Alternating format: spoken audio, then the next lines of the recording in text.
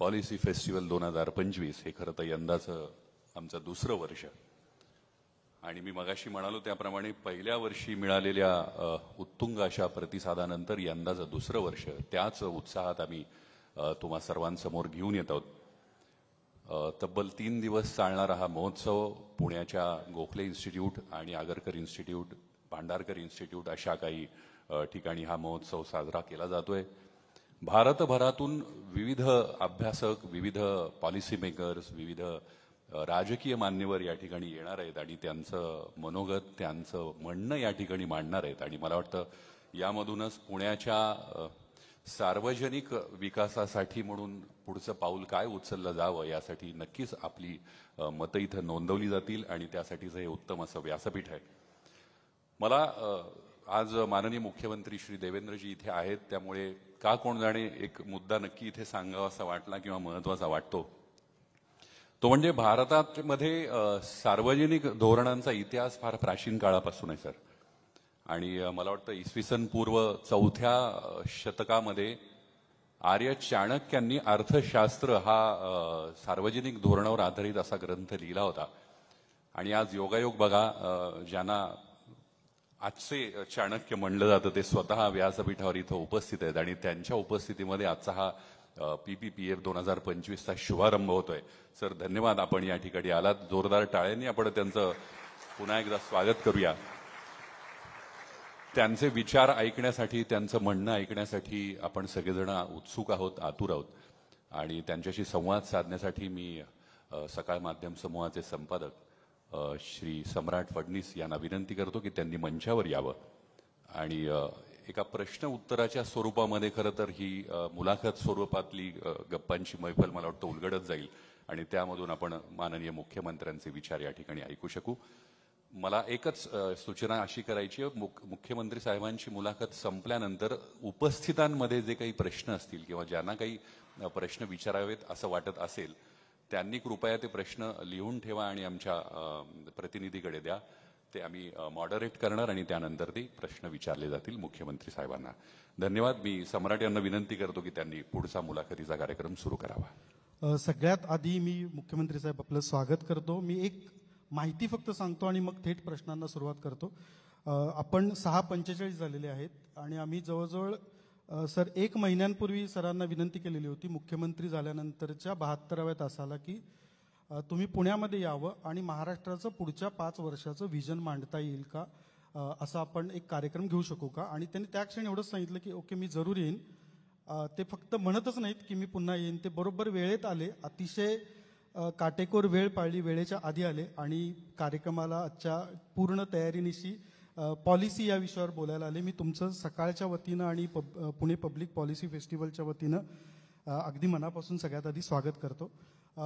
Policy हा विषय खरं तर बोरिंग वाटतो। अनेकदा आपल्याला राजकीय चटपटीत गोष्टी खूप आवडतात, पण राजकारणाचा मूळ उद्देश जो आहे, ज्याच्याकडे अभिजित पवार सर सातत्यानं आग्रह धरतात की याचा उद्देश लोकांना बदलणं, लोकांमध्ये पॉझिटिव्ह बदल घडवणं आणि लोकांचं जगणं सुसह्य करणं असं असलं पाहिजे। आणि त्या दृष्टीनं सरकार ही एक अशी पॉवर असते की ज्याच्याकडनं आपण सगळ्या अपेक्षा व्यक्त करतो। ह्या आजच्या कार्यक्रमाच्या निमित्तानं देवेंद्र फडणवीसजी आम्हाला असे प्रश्न विचारायचे आहेत की जे गेले महिनाभर आम्ही तयारी करतो आहोत, लोकांशी बोलतो आहोत की त्यांना त्यांच्या जगण्यामध्ये बदलासाठी असं नेमकं काय हवंय। कारण तुम्ही ईज ऑफ लिव्हिंग बद्दल कायम बोलता, पण आम्ही गेल्या विशेषतः 27 महापालिका क्षेत्रांमध्ये जे आहे तिथं काही कमिशनर सुद्धा आहेत, पण ईज ऑफ लिव्हिंग आम्हाला प्रशासनामध्ये जास्त दिसलं, लोकांमध्ये खूप कमी दिसलं। ज्या काळामध्ये प्रशासकीय राज्य महाराष्ट्रात गेल्या 3 वर्षाहून अधिक काळ आहे। माझा पहिला प्रश्न असा आहे की तुम्ही पहिल्यांदा मुख्यमंत्री झालात त्यावेळी 44 वय होतं, 40शी नुकतीच ओलांडलेली होती। दुसऱ्यांदा मुख्यमंत्री झाला, तिसऱ्यांदा झालाय, पण दुसऱ्यांदा ज्यावेळी पूर्ण वेळ मुख्यमंत्री म्हणून तुम्ही काम पाहायला सुरुवात केली त्यावेळी तुम्ही 10 वर्ष प्रगल्भ झालेला आहात। या 2 मुख्यमंत्री पदाच्या कारकिर्दीकडे तुम्ही दुसऱ्यासाठी कुठल्या स्वरूपाची आव्हानं समोर बघता आणि काय नेमकं डोळ्यासमोर राहतं? 10 वर्षामध्ये असं म्हणतात ना, पुलाखालनं फार पाणी निघून गेलंय, तसं माझ्याही संपूर्ण अनुभवामध्ये 10 वर्षात अधिक परिपक्वता आली आहे। 10 वर्षापूर्वी जेव्हा मी आलो होतो त्यावेळेस महाराष्ट्रातले अनेक लोक संशयाने बघायचे की हा व्यक्ती कधी मंत्रिपदावरही राहिला नाही आणि थेट मुख्यमंत्री झाला तर हा काही करू शकेल का. पण 5 वर्षाच्या कार्यकाळानंतर आता पुन्हा ज्यावेळेस मुख्यमंत्री झालो त्यावेळी तो प्रश्न माझ्यासमोर नाही आहे, कारण लोकांनी मी काय करू शकतो किंवा माझी क्षमता काय आहे ही बघितलेली आहे. पण मला असं वाटतं की एक व्यक्ती म्हणून देखील इतक्या आव्हानांचा सामना हा गेल्या 10 वर्षात सातत्याने केलेला आहे की त्यामुळे एक परिपक्वता किंवा प्रगल्भता ही निश्चितपणे निर्माण झालेली आहे. आणि म्हणून आता आव्हानांची चिंता वाटत नाही, किंबहुना ज्याला आपण मल्टीटास्किंग म्हणतो तशी आव्हानं पेलत असताना, आव्हानांचा सामना करत असताना आपला अजेंडा ढळू द्यायचा नाही, आपल्या अजेंड्यावर आपण चालत राहायचं असा माझा प्रयत्न असणार आहे.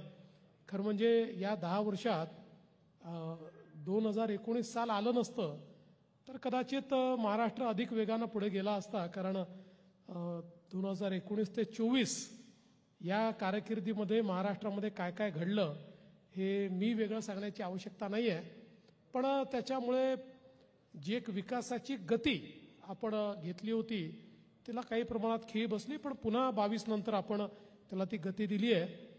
पण आता मी तुम्हाला दाव्याने सांगतो की अनस्टॉपेबल महाराष्ट्र, ज्या महाराष्ट्राला कोणी थांबवू शकणार नाही असा महाराष्ट्र यापुढे आपल्याला पाहायला मिळेल.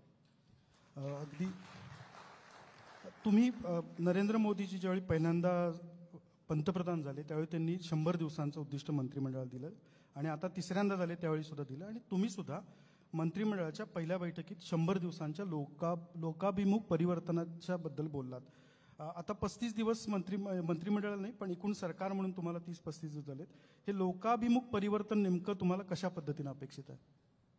बघा, 2 गोष्टी महत्त्वाच्या असतात. एक तर सरकारचे पहिले 100 दिवस हे सरकारच्या कामाचा टोन ठरवत असतात आणि त्या 100 दिवसामध्ये प्रशासनाला सरकार काय संकेत देतं त्या संकेतावर पुढचे 5 वर्ष प्रशासन काम करत असतं. आणि म्हणून मी सगळ्या विभागांना सांगितलं की तुमचं पहिलं टार्गेट 100 दिवसाचं आहे, तुम्ही 100 दिवसात काय अचीव करू शकता याचं प्रेझेंटेशन तुम्ही करायचं, तुमचे टार्गेट तुम्ही ठरवायचे. आणि त्यांनी त्यांचे टार्गेट ठरवले, ते माझ्यासमोर त्यांनी त्या ठिकाणी मांडले. त्यानुसार त्यांचा 100 दिवसाचा कार्यक्रम तयार केला. फील्डवरचे जे लोक आहेत त्यांच्याकरता एक 7 सूत्री कार्यक्रम, मी अगदी छोट्या छोट्या गोष्टी आहेत ज्याच्यामध्ये अगदी म्हणजे एखाद्या कार्यालयामध्ये इज ऑफ लिव्हिंग आणायचं म्हणजे काय करायचं, तर त्या कार्यालयात ज्या 2 गोष्टींकरता सर्वाधिक वेळा लोकांना जावं लागतं त्या 2 गोष्टी सुलभतेनं लोकांना कशा मिळतील, दॅट इज ऑफ लिव्हिंग. तर अशा प्रकारचा एक 7 सूत्री कार्यक्रम हा क्षेत्रीय जे काही ऑफिसेस आहेत त्यांना देखील आपण दिला आहे. आणि मला असं वाटतं की साधारणपणे इतक्या वर्षाचा माझा अनुभव आहे, सरकार आणि ही जी मशिनरी आहे आमची, या मशिनरीची क्षमता खूप आहे पण याला मिशन मोडवर आणावं लागतं. म्हणजे हा शब्द चांगला नाही पण असा अजगर आहे की जो खाऊन पिऊन झोपलेला आहे, पण त्याला जर जागं केलं तर काहीही भस्म करायची क्षमता त्याच्यामध्ये आहे. त्याच्यामुळे मिशन मोडवर यांना आणणं हे महत्त्वाचं असतं. आणि म्हणून 100 दिवसाचं मिशन हे आपण त्यांना दिलं की ज्या माध्यमातून प्रत्येक विभागाने त्या संदर्भातले आपले गोल्स तयार केले आणि 100 दिवस जेव्हा पूर्ण होतील, अर्थात 100 दिवस म्हणजे नेट 100 दिवस नसतात तर 3-3.5 महिने आपण समजतो. सो आम्ही आमच्याकरता एप्रिल महिना ठरवलेला आहे. सो साधारण 15 एप्रिलच्या दरम्यान प्रत्येक विभागानं 100 दिवसात काय करायचं ठरवलं होतं आणि त्यापैकी ते काय अचीव करू शकले याचा आम्ही आढावा त्या ठिकाणी घेणार आहोत आणि त्याची पुस्तिका देखील आम्ही निश्चितपणे प्रकाशित करू. यातनं प्रशासनाला दिशा मिळेल, गतिशीलता मिळेल आणि एक मंत्र पहिल्या दिवशीपासून प्रशासनाला दिला आहे तो म्हणजे पारदर्शितेचा. कारण जनतेची अपेक्षा एवढीच आहे की जो कारभार आम्ही करतो त्या कारभारामध्ये पारदर्शिता असली पाहिजे. त्यामुळे पारदर्शिता आणि गतिशीलता या 2 गोष्टींचा आमच्या 100 दिवसाच्या कार्यक्रमातही अंतर्भाव आहे आणि त्याच्यानंतरही जी दिशा आमची ठरली आहे तीच दिशा आमची ठरली. तुम्ही $1 ट्रिलियन बद्दल गेले 10 वर्ष बोलत आहात.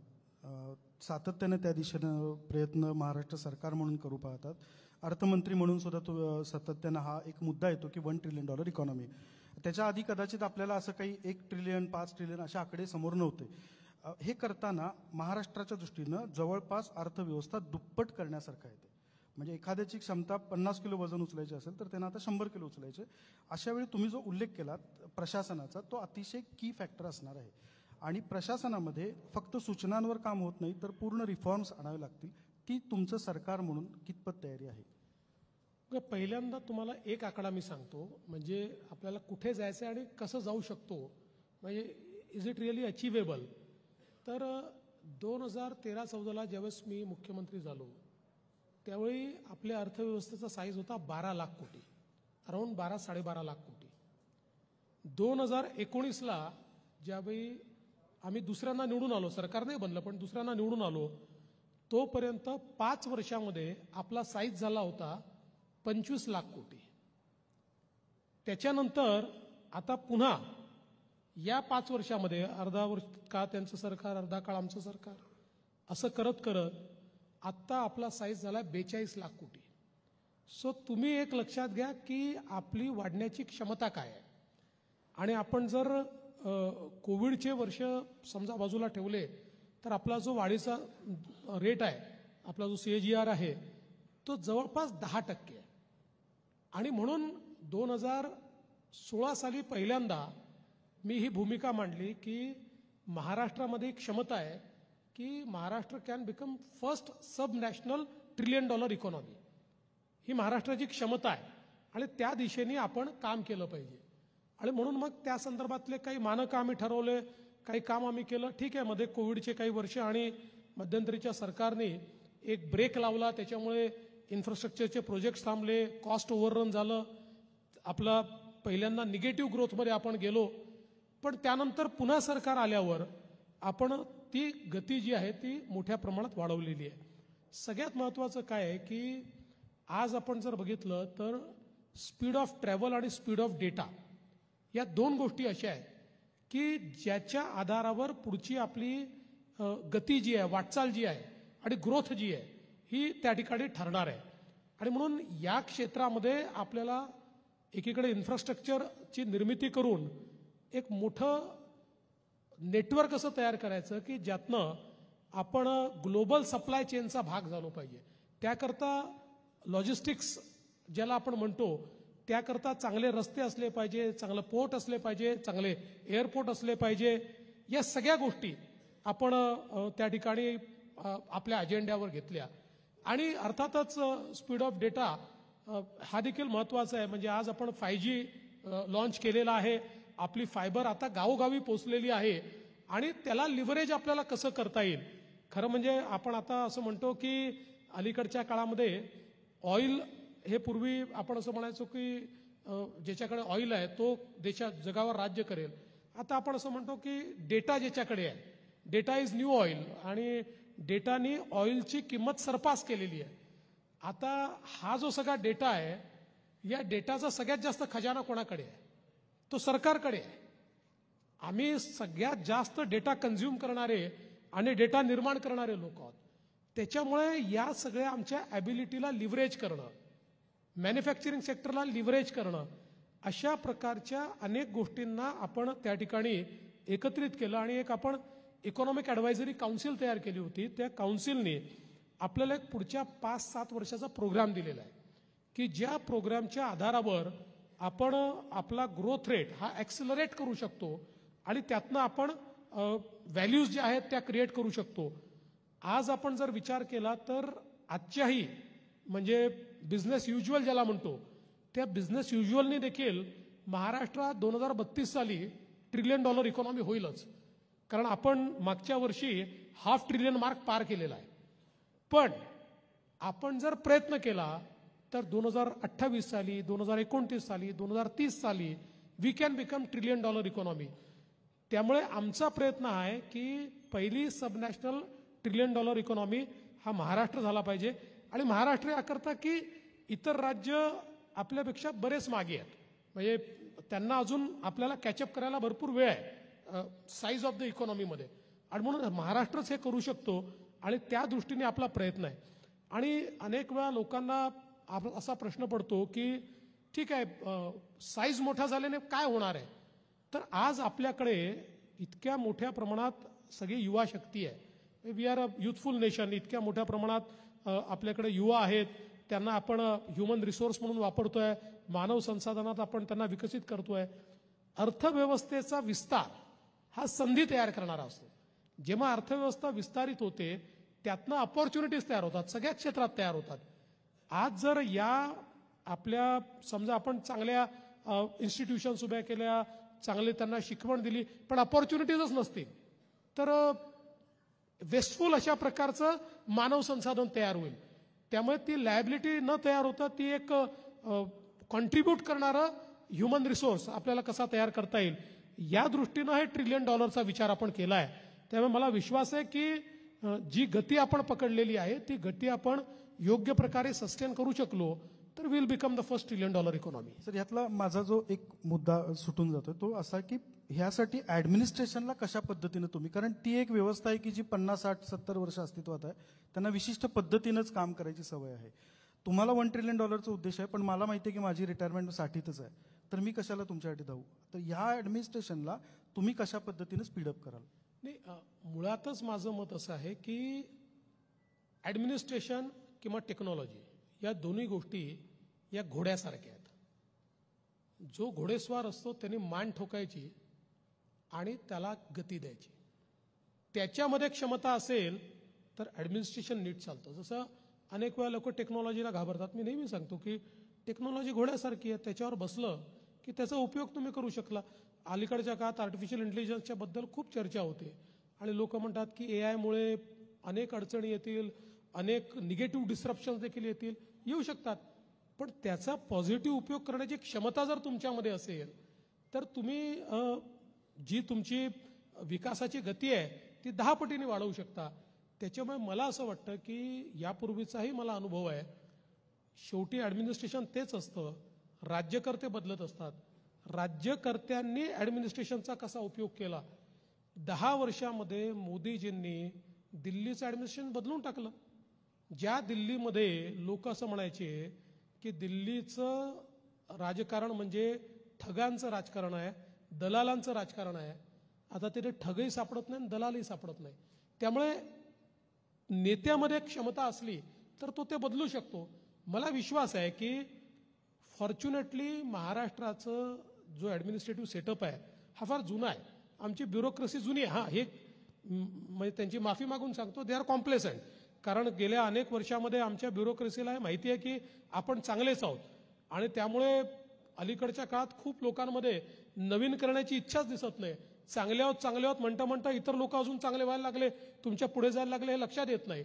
त्यामुळे ती कॉम्प्लेसन्सी जर थोडी दूर करता आली तर मला असं वाटतं की best of the bureaucracy is with Maharashtra. त्यामुळे निश्चितपणे त्यांच्या माध्यमातून काम करता येईल आपल्याला. Thank you very much. Administrative reforms हा इथं जमलेल्या अनेकांच्या दृष्टीनं कळीचा मुद्दा राहतो. माझ्या पुढच्या प्रश्नाकडे येतो, ज्याच्याबद्दल गेल्या 2.5 वर्षांमध्ये पहिल्यांदा महाराष्ट्रात खूप गंभीरपणानं राजकारण झालं. गंभीर सगळ्यांनीच केलं असं नाही. तो विषय होता गुंतवणुकीचा. गुंतवणुकीच्या आकड्यांचा राजकारणात आरोप प्रत्यारोपासाठी वापर करायची घटना महाराष्ट्रात 50-65 वर्षांमध्ये पहिल्यांदा या 2.5 वर्षांमध्ये घडली. गुंतवणुकीचे खूप मोठे आकडे येतात. तुम्ही सातत्यानं ते एक बाजूनं ते डिफेंड केलेले आहेत. या मधल्या काळात अगदी एक 8 दिवसांपूर्वी सुद्धा तुम्ही महाराष्ट्राच्या गुंतवणुकीचे आकडे घोषित केले. 1,29,000 कोटी गेल्या 6 महिन्यांमध्ये आले. हे आकडे मोठे खूप असतात, सामान्य लोकांपर्यंत त्या आकड्यांचा अर्थ पोहोचत नाही. आणि जोपर्यंत एक सामान्य मतदार म्हणून किंवा नागरिक म्हणून मला प्रकल्प रस्त्यावर दिसत नाहीत, MIDC मध्ये सतत हालचाल दिसत नाही, तोपर्यंत मला ते आकडे फिशी वाटतात.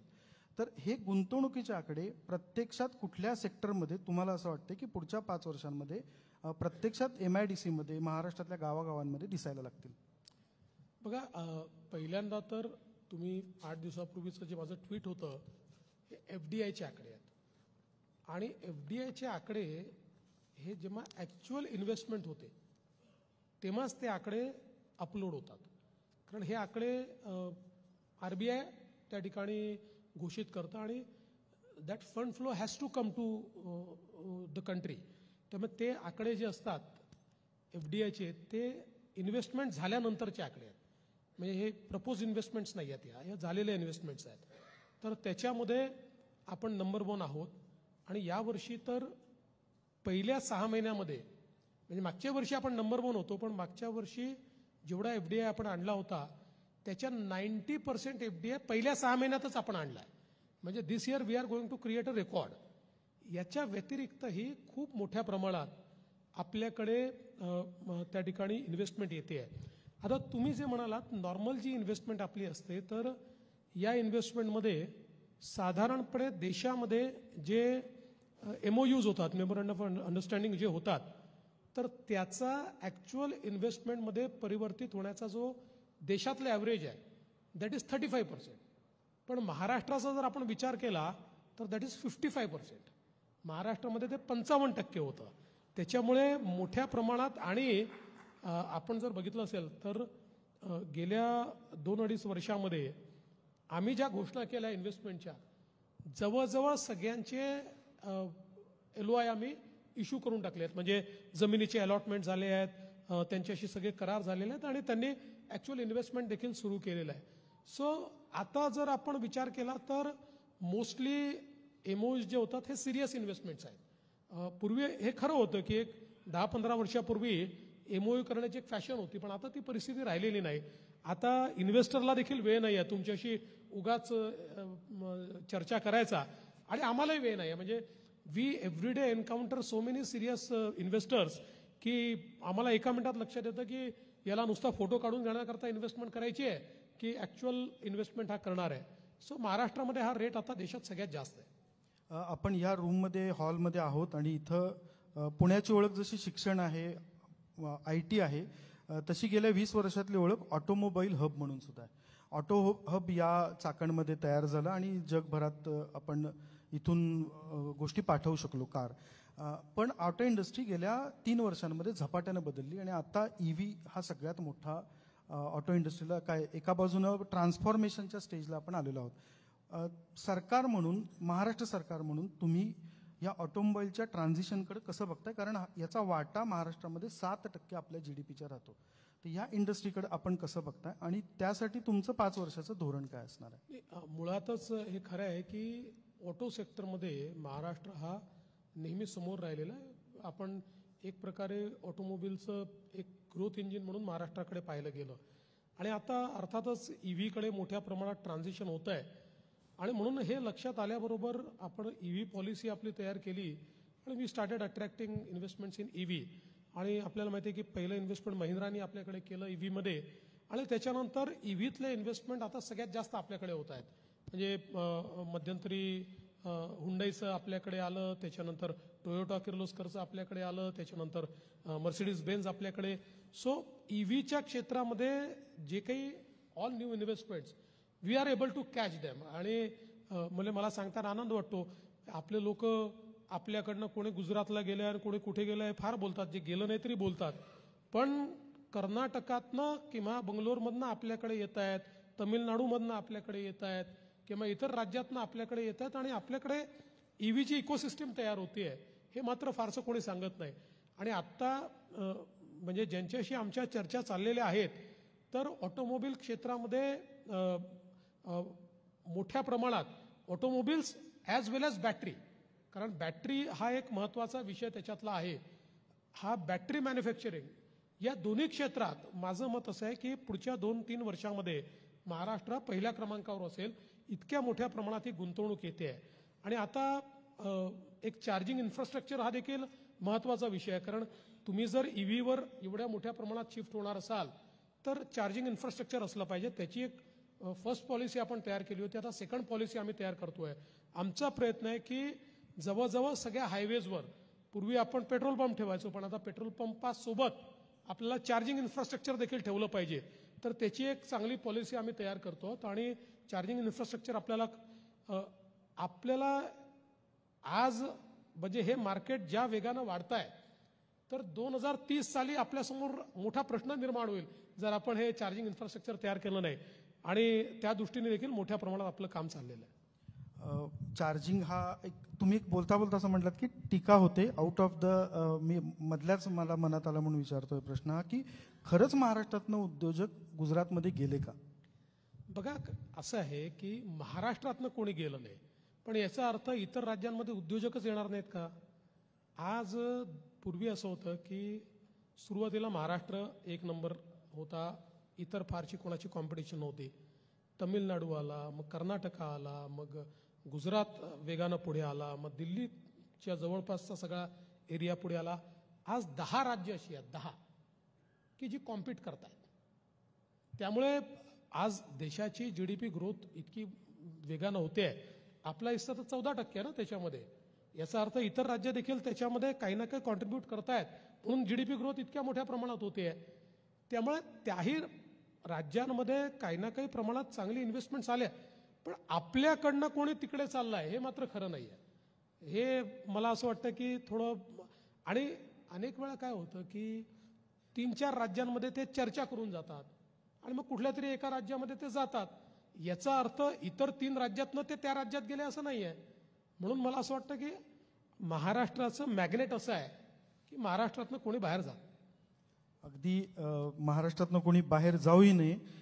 माझा पुढचा प्रश्न असा आहे की शिक्षण ह्या क्षेत्राकडं महाराष्ट्राकडं आज नाही तर गेले 40-50 वर्ष खूप गांभीर्यानं देश म्हणून पाहिलं गेलं. आज घडीला महाराष्ट्रात 73 विद्यापीठ आहेत, त्यापैकी सरकारही 23 चालवतोय. पण शिक्षण क्षेत्रामध्ये NEP पासून ते स्किलिंगपर्यंतचे रिफॉर्म्स ज्या गतीनं व्हायला हवेत त्या गतीनं सरकार म्हणून राबवताना कमी पडताना दिसतं. तुमचा शिक्षणाकडे बघायचा दृष्टिकोन काय आहे? यालाच एक पोट प्रश्न असा आहे की आपण शिक्षण म्हटलं की फक्त रोजगाराशी जोडतो आणि आम्ही ज्यावेळी फक्त सकाळ म्हणून एखादं माध्यम समूह म्हणून नव्हे, शिक्षणाचा संस्कार म्हणून सुद्धा विचार करतो. फक्त रोजगार नव्हे तर मला एक चांगला माणूस घडवणारा, संस्कार देणारा, चांगला माणूस घडवणारं शिक्षण, अशा अर्थानं आपल्या मनामध्ये काय योजना आहेत? मला असं वाटतं की NEPनी सगळ्यात मोठं परिवर्तनच हे आणलं आहे की केवळ मानव संसाधन तयार करायचं नाही आहे, तर मला असं वाटतं की त्याच्यामध्ये एक प्रकारे जो तुम्ही संस्कार म्हटला किंवा ज्या भावना म्हटल्या, म्हणजे आपल्या युनिव्हर्सिटीजनी मशीन क्रिएट करू नये, ह्युमन्स क्रिएट करावे. हा जो आपला प्रयत्न आहे तो NEPमध्ये मला असं वाटतं त्याच्यावर भरपूर जोर दिलेला आहे. आणि आता NEP रुजवण्याकरता मोठ्या प्रमाणात आपल्या राज्यामध्ये आपण प्रयत्न सुरू केलेले आहेत. बघा काय असतं की कुठल्याही प्रकारचं परिवर्तन हे खूप वेगानं होत असं नाही, आणि शिक्षण क्षेत्रामध्ये तर परिवर्तन करताना मोठ्या प्रमाणात काही अडचणी असतात, संघटना असतात, संघटनांना पहिल्यांदा तुम्हाला कन्व्हिन्स करावं लागतं, त्यांचे काही मुद्दे असतात, आणि शेवटी एक नवीन व्यवस्था स्वीकारायची तर 40 वर्षाचा, 45 वर्षाचा, 50 वर्षाचा जो व्यक्ती आहे त्याला जेव्हा तुम्ही प्रशिक्षित करणं सुरू करता तर त्याला पहिल्यांदा रिझेंटमेंट असतं प्रशिक्षणाचं, मग नंतर हळूहळू ते रिझेंटमेंट निघून जातं आणि तो प्रशिक्षित होतो. त्यामुळे एका व्यवस्थेकडनं दुसऱ्या व्यवस्थेत जाताना त्यातले काही प्रॉब्लेम्स असतात, ते प्रॉब्लेम्स आपण सहन करतोय. पण मला एक गोष्ट सांगितली पाहिजे की यातही आपण महाराष्ट्राची जी वाटचाल आहे ती कशी आहे, तर आता उच्च शिक्षणामध्ये साधारणपणे 2013-14 साली जर आपण बघितला तर आपला जो ग्रॉस एनरोलमेंट रेशिओ होता, की जो एक मानक आपण मानतो की किती जण उच्च शिक्षण घेतात, तर तो डेव्हलप्ड नेशन्समध्ये तो 50% आहे. आपला तो 2013-14 साली महाराष्ट्राचा होता, म्हणजे पुरोगामी महाराष्ट्र, प्रगत महाराष्ट्र असं आपण सातत्याने म्हणतो, तो होता 12%. तो गेल्या 10 वर्षामध्ये आपण 12%वरनं 35%वर आणू शकलो आहे. त्यामुळे एक क्वांटम जंप आपण त्याच्यामध्ये घेतलेली आहे. आता त्यामध्ये आपल्याला 35%वरनं 50%कडे जायचं आहे. आणि विशेषतः आपण उच्च शिक्षणामध्ये केंद्र सरकारने देखील मोठ्या प्रमाणात त्या संदर्भात लिबरलायझेशन केलं, दारं खुली केली. मला असं वाटतं की खाजगी विद्यापीठं, आणि त्यातही चांगली खाजगी विद्यापीठं सर्वात जास्त आपल्या महाराष्ट्रामध्ये आपण तयार करू शकलो. आज आपण पुण्यात आहोत म्हणून सांगतो की पुण्यामध्ये इतक्या मोठ्या प्रमाणात वेगवेगळी विद्यापीठं आपण जी काही तयार झाली, याच्यामुळे एक गुणवत्ता देखील वाढली. कारण आपण ज्यावेळेस शिक्षणाच्या क्षेत्रामध्ये बघितलं तर त्यावेळेस सुरुवातीपासनं आपण असं म्हणत होतो की या क्षेत्रामध्ये ॲक्सेसिबिलिटी पण असली पाहिजे आणि क्वालिटी पण असली पाहिजे. सो ॲक्सेसिबिलिटी करता जे एक्सपान्शन आपण केलं, इन्क्ल्युजन केलं, पण त्याच्यासोबत जोपर्यंत एक्सलन्स येत नाही तोपर्यंत एक क्षेत्र नुसतं डिग्री वाटणारं क्षेत्र होतं. तर मला असं वाटतं त्याकडे भरपूर आपण आता बदल झालेला आहे. म्हणजे आताची पिढी ही मी याकरता भाग्यवान मानतो की NEPमुळे त्यांना त्यांची स्वप्न पूर्ण करता येतात. म्हणजे ज्या पिढीत मी होतो किंवा तुम्ही असाल त्या पिढीला कॉमर्सला गेलं तर कॉमर्सच करावं लागायचं, इंजिनिअरिंगला गेलं तर इंजिनिअरिंगच करावं लागायचं, दुसरं स्वप्न पूर्ण करता येत नव्हतं. आज ते करता येत आहे. मल्टी टॅलेंटेड व्यक्तिमत्व आपल्याला तयार करता येतात आणि त्याकरताची सगळी फ्रेमवर्क्स जी आहेत ती आपण तयार केलेली आहेत. आता आपल्या युनिव्हर्सिटीने ते लागूही केली. आणि सगळ्यात महत्त्वाचं की गेल्या 5-10 वर्षामध्ये आपण NAAC ॲक्रेडिटेशन असेल किंवा वेगवेगळ्या प्रकारची मानकं असतील याचं कंपल्शन केल्यामुळे, पूर्वी असं होतं की परमिशन घ्यायची आणि गोठ्यामध्ये कॉलेज उघडायचं, ही जी प्रवृत्ती होती ती प्रवृत्ती हळूहळू संपायला लागली आहे. आता कॉलेजचं इन्फ्रास्ट्रक्चर सुधारायला लागलं आहे, कॉलेजची क्वालिटी सुधारायला लागली आहे, मानव संसाधन देखील त्या ठिकाणचं जे आहे ते इम्प्रूव्ह होत आहे. सो मला असं वाटतं की शेवटी आपल्याला जर $1 ट्रिलियन इकॉनॉमी करायची असेल, $1 ट्रिलियन इकॉनॉमी करता पैसे लागत नाहीत, त्याच्याकरता ह्युमन रिसोर्स लागतो. कारण आज टेक्नॉलॉजीच्या जगतामध्ये कॅपिटल हे बॅकसीटवर गेलं आहे. म्हणजे 21व्या शतकामध्ये कॅपिटल सुरुवातीला किंवा 20व्या शतकामध्ये कॅपिटल हा एक अत्यंत महत्त्वाचा विषय होता. पण आता 21व्या शतकामध्ये कॅपिटलपेक्षा टेक्नॉलॉजी आणि ह्युमन रिसोर्स याला महत्त्व अधिक आलेलं आहे. त्यामुळे तशा प्रकारचा ह्युमन रिसोर्स तयार करणं ही आपल्या शिक्षण पद्धतीची खरी गरज आहे आणि तो प्रयत्न आमचा आहे. म्हणून आपण जर बघितलं असेल तर गेल्या 10 वर्षामध्ये महाराष्ट्रामध्ये शिक्षणाच्या क्षेत्रामध्ये भरपूर बदल आपण केलाय, पण तरी देखील अजून भरपूर बदल करावा लागणार. शिक्षणाच्या अनुषंगानेच एक प्रश्न आहे. तुमच्या पहिल्या कारकिर्दीमध्ये 2014मध्ये तुम्ही महाराष्ट्रात पहिल्यांदा कौशल्य विकास मंत्रालय आणलं. आत्ता 2025 साली कौशल्यांमधली गॅप ही अधिकाधिक वाढताना दिसते. तुम्ही पुढच्या 5 वर्षाचं नियोजन म्हणून ह्या मंत्रालयाकडे आणि ह्या एकूण कौशल्य विकासाकडे कुठल्या दृष्टिकोनातून बघताय? बघा, ही कौशल्य विकास मंत्रालय ही काळाची गरज काय आहे? कारण जॉब मार्केट जेवढ्या वेगानं बदलत आहे तेवढ्या वेगानं त्या जॉब मार्केट करता ह्युमन रिसोर्स तयार करणं हे आपल्या व्यवस्थेला माहिती नाही आहे. आपली व्यवस्था लवचिक नाही आहे. उदाहरणादाखल आपण आपल्या पारंपरिक युनिव्हर्सिटीचा जर विचार केला तर त्या युनिव्हर्सिटीमध्ये एक कोर्स तयार करण्याकरता 4 वेगवेगळ्या प्रकारचे फोरम आहेत की जे फोरम त्याचा निर्णय करतात. आज आपण जर त्याचा विचार केला तर 3 वर्षांनी तो कोर्स बदलतो, तोपर्यंत बदललेला कोर्स हे ऑब्सोलीट झाला असतो. त्यामुळे NEPमुळे आता आपल्याला ही जी फ्लेक्झिबिलिटी मिळालेली आहे किंवा जी क्रेडिट सिस्टीम सुरू झालेली आहे याच्यामुळे आपल्याला आता जॉब मार्केटला अनुकूल अशा प्रकारचं जो स्किल आहे किंवा स्किल गॅप आहे ती दूर करण्याचा आपल्याला प्रयत्न करता येतो. आणि म्हणून मोठ्या प्रमाणात महाराष्ट्रामध्ये आपण स्किल मॅपिंग केलेलं आहे आणि ते मॅपिंग करून त्या गॅप्स ज्या आहेत या गॅप्स भरण्याकरता आपल्याला कशा प्रकारे प्रयत्न करता येतील, मग ITIच्या माध्यमातून आपल्याला करता येतील किंवा इतर आपले जे काही शॉर्ट टर्म कोर्सेस आहेत त्याच्या माध्यमातून आपल्याला कसं करता येईल याचा प्रयत्न आपला चालला आहे. महाराष्ट्रामध्ये एक गोष्ट आपण फॉर्च्युनेटली करू शकलो की विशेषतः टेक्निकल एज्युकेशनमध्ये आपण नेहमी पूर्वी म्हणायचो की इंडस्ट्री अकॅडमिया सोबत असला पाहिजे वगैरे, हे भाषणात असायचं पण ते होऊ शकत नव्हतं. पण ॲटलिस्ट आज आपण जे तंत्रशिक्षण आहे हे पूर्णपणे इंडस्ट्रीशी जोडलेलं आहे. म्हणजे आज आपले ITIs जे सरकारचे आहेत प्रत्येक ITIचं कुठल्या तरी इंडस्ट्रीसोबत टायअप आहे. त्या इंडस्ट्रीकरता आपण काही ना काही मानव संसाधन तयार करतोय. तर मला असं वाटतं की ही जी स्किल गॅप आहे, उदाहरणादाखल देर वॉज म्हणजे एक स्टडी आला होता एक 3-4 वर्षापूर्वी की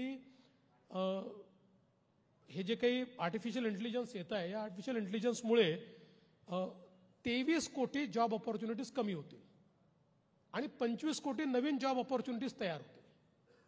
पण ह्या ज्या 25 कोटी तयार होतील हे जे 23 कोटी कमी झालेले आहेत यांनी जर स्किल अपग्रेडेशनचा विचार केला नाही तर या 25 कोटी करता ते लायक असणार नाही. त्याच्यामुळे लर्न, अनलर्न आणि रिलर्न हा जो काही एक मंत्र आहे त्या मंत्रावरच आता प्रत्येकाला चालावं लागेल आणि त्या अनुरूप आपल्याला कारवाई करावी लागेल. म्हणून मला असं वाटतं की आम्ही स्किल युनिव्हर्सिटी तयार केली.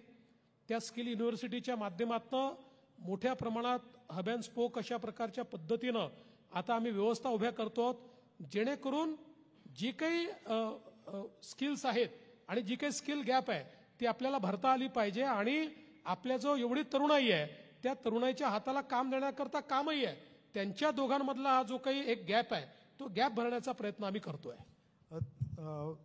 तुम्ही ज्यावेळी 2014ला सॉरी मी की परत आपण 14चा उल्लेख करतोय, पण स्वाभाविक आहे कारण तुमची पहिल्या टर्मच्या कारकिर्दीबद्दल तुम्ही नसताना सुद्धा चर्चा सातत्यानं होत राहिलेली होती. पण 2014 नंतर तुम्ही स्टार्टअप हा एक शब्द महाराष्ट्रात आणला, रुजवला, इन्क्युबेशन सेंटरपासून सगळ्या क्षेत्रात काम सुरू केलं आणि आज 25,000 स्टार्टअप महाराष्ट्रात आहेत. पण स्टार्टअपमध्ये एकाच वेळी तमिळनाडू, कर्नाटक, आता त्यामध्ये तेलंगणा, आंध्र प्रदेश हे सुद्धा खूप स्ट्रॉंगली आघाडीवर जाताना दिसत आहेत. संख्यात्मक आजही महाराष्ट्र आघाडीवर आहे, पण दर्जात्मक दृष्ट्या साऊथकडं याचा खूप सारा ओढा दिसतोय. तर तुमचा स्टार्टअपकडं ह्या टर्ममध्ये काय दृष्टिकोन आहे? पहिल्यांदा तुम्हाला आनंदाची गोष्ट सांगतो की 4च दिवसापूर्वी इंडिया स्टार्टअप यांनी आकडे घोषित केले स्टार्टअप्सच्या संदर्भात. आजपर्यंत आपण नंबर ऑफ स्टार्टअप्समध्ये पुढे होतो, पण व्हॅल्यूमध्ये, इन्व्हेस्टमेंटमध्ये बंगलोर पुढे होतं. मी सातत्याने सांगायचो की महाराष्ट्र हे स्टार्टअप कॅपिटल आहे. आत्ता 4 दिवसापूर्वी जे आकडे जाहीर झाले, नंबरमध्ये आणि व्हॅल्यूमध्ये आणि इन्व्हेस्टमेंटमध्ये सगळ्या याच्यात महाराष्ट्र नंबर 1 आहे. So now the real startup capital of India is not Bangalore, it's not Hyderabad, it is Maharashtra. It is Mumbai, Pune and Maharashtra. त्यामुळे ॲटलिस्ट या गोष्टीचं तरी क्रेडिट महाराष्ट्राने घेतलं पाहिजे की स्टार्टअपमध्ये आपण खूप वेगानं जातोय. आता याच्यामध्ये मुळामध्ये काही गोष्टी म्हणजे माझ्यासोबत जी लोक काम करतात त्या लोकांनी मोठ्या प्रमाणात रिसर्च या संदर्भात केला आणि एक गोष्ट अशी लक्षात आली की आपल्याकडे स्टार्टअप्समध्ये शेवटी स्टार्टअप मोठे का होतात, सिलिकॉन व्हॅली का मोठी झाली, तर सिलिकॉन व्हॅलीमध्ये इमिजिएटली इन्व्हेस्ट करणारे लोक आहेत, इन्व्हेस्टमेंटची कॅपॅसिटी आहे. स्टार्टअप ही एक अशी आयडिया असते की जी मार्केटेबल असते, जी स्केलेबल असते, पण त्याच्यामध्ये इन्व्हेस्टमेंट आलं तर ती स्केलेबल होऊ शकते आणि ती व्हॅल्यू क्रिएट करते, लोकांचं जीवनमान त्याच्यातनं बदलत असतं. तर ती इन्व्हेस्टमेंटची जी कॅपॅसिटी आहे ही कॅपॅसिटी समजा महाराष्ट्र आहे, मुंबई आहे, मुंबईमध्ये इन्व्हेस्टमेंट करताना मुंबईचा जो इन्व्हेस्टर आहे त्याचं पहिलं प्रेम हे स्टॉक मार्केट आहे. तो म्हणजे मुंबईमध्ये इतका पैसा स्टॉक मार्केटमध्ये इन्व्हेस्ट होतो, त्यातला 5-7% पैसा जरी स्टार्टअपकडे आपण वळवू शकलो तर स्टार्टअपची आजची जी व्हॅल्यू आहे आमची ही आपण दुप्पट करू शकतो. त्यामुळे पुढच्या काळामध्ये आमचा प्रयत्न असा असणार आहे की ही जी काही इकोसिस्टीम आपल्याकडे आहे इन्व्हेस्टर्सची, या इकोसिस्टीमला कन्व्हिन्स करणं की तुम्ही त्या ठिकाणी स्टार्टअपमध्ये इन्व्हेस्ट करा. आता परवा मी पुण्याला आलो होतो आणि परवा पुण्याला आलो असताना डिफेन्सचं एक पुण्याला मोठं एक्झिबिशन होतं. त्या एक्झिबिशनमध्ये डिफेन्स स्टार्टअप्सचे स्टॉल होते. त्यातल्या एका स्टॉलवर मी गेलो त्यावेळेस त्यांनी सांगितलं की 2018 साली तुम्ही फंड ऑफ फंड तयार केला होता स्टार्टअप्सचा डिफेन्स करता, त्यातनं माझं स्टार्टअप सुरू झालंय. देर आर 300 स्टार्टअप्स की जो 2018ला मी महाराष्ट्र सरकारचा फंड ऑफ फंड तयार केला होता, त्यातनं 300 स्टार्टअप डिफेन्स सेक्टरमधले तयार झालेले आहेत की जे डिफेन्स करता आज काम करतायत. सो ही एक अशी इकोसिस्टीम आहे की जी रोजगारही मोठ्या प्रमाणात तयार करते, व्हॅल्यूजही तयार करते. आणि स्टार्टअपचं सगळ्यात महत्त्वाचं जर काही म्हणजे मी नेहमी सांगतो की व्हॉट इज अ ट्रान्सफॉर्मेशन. तर आपण लहान होतो तेव्हा लोक म्हणायचे म्हणजे एखाद्याला तू काय टाटा बिर्ला आहे का, म्हणजे कोणी श्रीमंत कोण तर टाटा बिर्ला, मग आज म्हणतात तू काय अडाणी अंबानी आहे का. पण टाटा बिर्ला अडाणी अंबानी व्हायला जनरेशन्स लागतात. स्टार्टअपमध्ये शक्ती आहे की काल स्टार्टअप सुरू केलं आणि 3 वर्षात तो युनिकॉर्न आहे आणि 5 वर्षामध्ये तो कॉम्पीट करतोय जगातल्या पहिल्या 100 लोकांच्या यादीमध्ये येण्याकरता. ही जी काही स्टार्टअपची क्षमता आहे आणि सगळ्यात महत्वाचं की आज आपण पाहतोय आता मुंबई पुण्यापुरतं स्टार्टअप मर्यादित, अर्थात मुंबई आणि पुणे आपलं स्टार्टअपचं मॅग्नेट आहे, आपल्याला त्याचा आनंदही आहे. पण आज आपल्या टियर 3 सिटीज ज्या आहेत, टियर 2 आणि 3 सिटीज ज्या आहेत, इथेही स्टार्टअप इकोसिस्टीम तयार झालेली आहे आणि ब्राईट माइंड्स हे सगळीकडेच आहेत. त्यामुळे ते नवीन नवीन त्याच्यामध्ये प्रयोग करतायत. आपलं काम एवढंच आहे की अशा प्रकारच्या स्टार्टअप्सला आपल्याला त्या ठिकाणी इन्व्हेस्टमेंट्स म्हणजे त्याला इन्व्हेस्टर्स मिळवून देणं हे मला असं वाटतं अत्यंत महत्त्वाचं आहे. मागच्या काळामध्ये आम्ही काय हॅकॅथॉन्स घेतल्या होत्या, त्याच्यातनं जे सोल्युशन्स आम्हाला सरकारकरता देखील मिळाले ते अमेझिंग सोल्युशन्स आहेत. त्यामुळे ही एक मला असं वाटतं एक फार वेगळी दुनिया आहे. तर या दुनियेमध्ये महाराष्ट्र नंबर 1 वर चाललेला आहे. याला आता अजून आपल्याला कसं नर्चर करता येईल हा आमचा प्रयत्न असणार आहे. अगदी आपण 100% या पुण्यामध्ये बसलोय जिथं युनिकॉर्नची संख्या महाराष्ट्रातली सर्वाधिक आहे. त्यामुळे स्टार्टअपमध्ये आपण जेवढं पुढे जाऊ तेवढा शहर म्हणून, जिल्हा म्हणून आणि हा विभाग म्हणून सुद्धा फायदा होईल. एक प्रश्न असा आहे की ज्याच्याबद्दल महाराष्ट्रात 40-50 वर्षाहून अधिक काळ बोललं गेलं. पुन्हा एकदा तुम्ही आधीच्या सरकारमध्ये त्याच्यासाठी काही प्रयत्न केले, त्याच्यावर उपाययोजना शोधण्यासाठी प्रयत्न केले. तर तो प्रश्न आहे शेती आणि पाण्याचा. महाराष्ट्र हा दुष्काळी भाग आहे. महाराष्ट्राचा बहुतांश भाग दुष्काळी आहे. जलयुक्त शिवारसारखी योजना आणली आणि त्याच्यानंतर आज पुन्हा 10 वर्षानंतर आपल्याला दुष्काळ, शेती ह्याच विषयावर बोलावं लागतंय. ह्या टर्ममध्ये असं तुमच्या डोळ्यासमोर काय आहे की ज्यातून महाराष्ट्र कायमस्वरूपी दुष्काळमुक्त करता येईल? बघा, असं आहे की एक महाराष्ट्राबद्दल आपण समजून घेतलं पाहिजे की महाराष्ट्राचा 52% एरिया 52% हा अवर्षण प्रवण आहे. त्याच्यामुळे दुष्काळ हा महाराष्ट्राच्या 5वीला पुजला आहे. पण त्या दुष्काळातनं बाहेर निघता येईल का? तर निश्चितपणे निघता येईल. आणि म्हणूनच आपण ज्यावेळेस जलयुक्त शिवार ही योजना सुरू केली तर या योजनेचा इम्पॅक्ट काय आहे हा मला सांगायचा हवं की 2019चा एक वॉटर टेबलचा अहवाल हा 2020-21ला केंद्र सरकारने घोषित केला आणि त्या अहवालामध्ये देशातल्या सगळ्या राज्यांचं सगळ्या वॉटर टेबल खाली गेला. फक्त महाराष्ट्र एक असं राज्य आहे की ज्याचा वॉटर टेबल वर आला.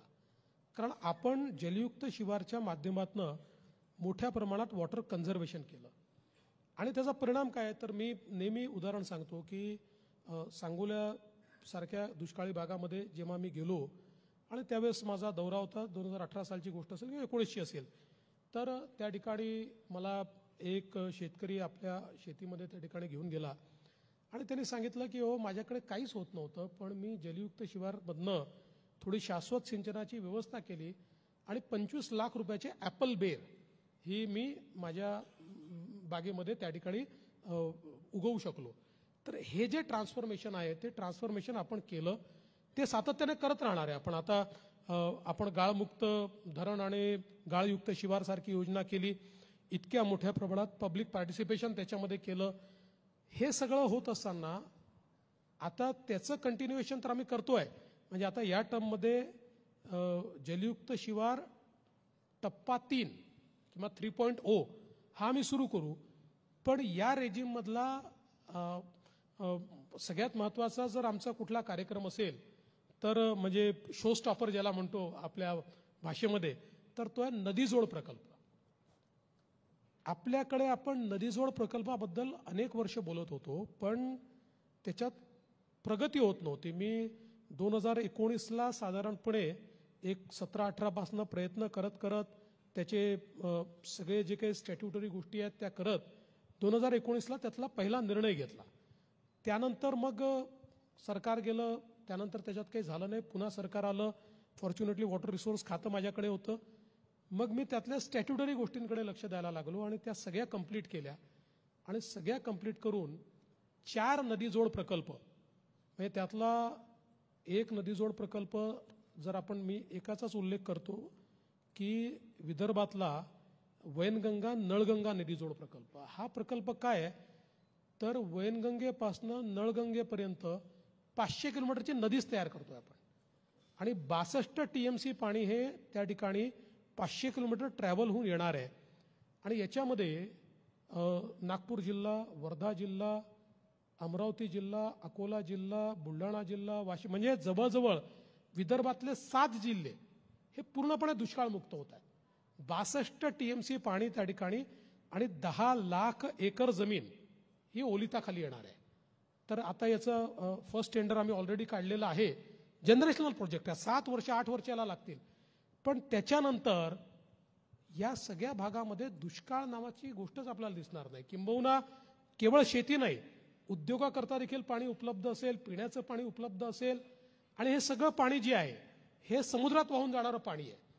तसंच आता आपण दुसरी जी योजना तयार केली आहे, कारण आपल्याला माहिती आहे, आपण नेहमीच आपल्या उत्तर महाराष्ट्र वर्सेस मराठवाडा अशा प्रकारचा एक विवाद चालू असतो, कारण गोदावरीचं खोरं आहे, तुटीचं खोरं आहे. गोदावरीच्या खोऱ्यामध्ये वाहून जाणारं 54 TMC पाणी जे समुद्रात वाहून जातं ते 54 TMC पाणी आणायचं, त्या संदर्भातला जो प्रोजेक्ट आहे तो प्रोजेक्ट आपण त्या ठिकाणी आता मंजूर केला. त्याचे आपण सगळे स्टॅट्युटरी मान्यता दिल्यात आणि अन्वेषणचं टेंडर काढलंय. त्याचंही काम आपण चालू करतोय. नार पार गिरणा म्हणजे गिरणेच्या खोऱ्यामध्ये हे पाणी आणायचं. त्यामुळे जे समुद्रात वाहून जाणारं पाणी आहे अशा 4 प्रमुख नदीजोड प्रकल्पांना आपण मान्यता दिलेली आहे. माझा अंदाज आहे की त्याचं ॲक्च्युअल काम सुरू व्हायला अजून वर्षभर लागेल, जमिनीवर सव्वा वर्ष लागेल. त्यानंतर 4 वर्षात 5 वर्षात ॲक्च्युअल त्याचा फायदा मिळणं सुरू होईल. पण ही प्रकल्प पूर्ण झाल्यानंतर महाराष्ट्रातला दुष्काळ हा भूतकाळ असेल. आणि महाराष्ट्रातलं आपण जे म्हणायचं की 52% महाराष्ट्र अवर्षण प्रवण आहे. ठीक आहे, पाऊस कमी पडेल पण पाण्याची कमतरता मात्र महाराष्ट्रात असणार नाही. आणि हे आपण करून दाखवलं. म्हणजे असं नाही आहे की आज तुम्ही बघा, पश्चिम महाराष्ट्रातला जो सगळा दुष्काळी भाग होता, म्हणजे पूर्वी माणदेश दुष्काळाकरता त्याची ओळख होती आणि दुष्काळाच्या कथा लिहिल्या गेल्या माणदेशाच्या.